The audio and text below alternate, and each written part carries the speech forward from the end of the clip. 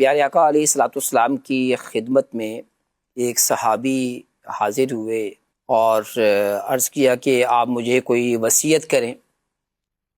آپ نے ارشاد فرمایا لا تغضب، یعنی تم غصہ نہ کیا کرو۔ اللہ اللہ اللہ۔ انہوں نے پھر کہا کہ مجھے آپ وصیت فرمائیں، وہ آپ نے پھر یہی فرمایا، یعنی بار بار ایک ہی بات جو ہے وہ عرض کی۔ پیارے آقا علیہ الصلوۃ والسلام نے انہیں یہی کہا کہ آپ غصہ نہ کیا کریں۔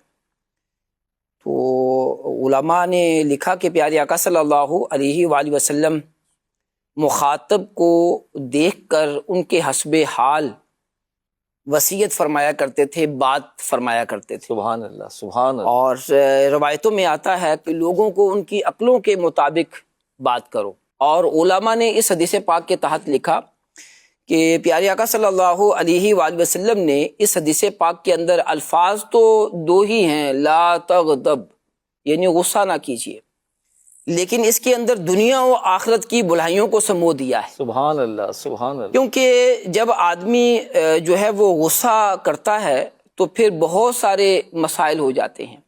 اچھا، یہاں پر ایک اور بھی بات ذکر کی شارحین نے، حدیث پاک کی شرح بیان کرنے والوں نے، کہ غصہ جو ہے یہ برا نہیں ہے۔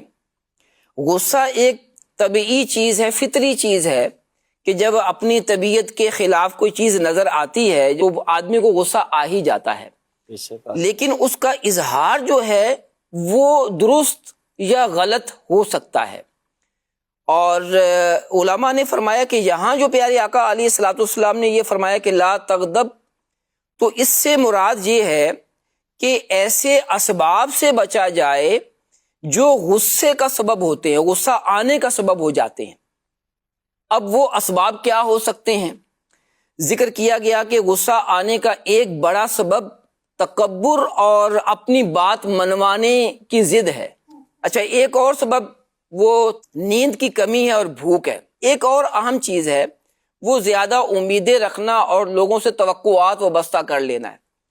ایک اور اہم چیز ہے صحبت، کہ اب ہم غصے والوں کی صحبت میں بیٹھیں گے، یا جو معاشرے کے اندر ایسے لوگ بھی ہیں کہ جو کچھ لوگ تو تحمل کا درس دے رہے ہوتے ہیں کہ نہیں کوئی بات ہو جائے تو صبر کرنا چاہیے، اپنے آپ کو قابو میں کرنا چاہیے، اور کچھ لوگ جو ہے وہ شے دے رہے ہوتے ہیں کہ نہیں نہیں تمہیں کہا ہے یہ، تمہیں کہا ہے یہ۔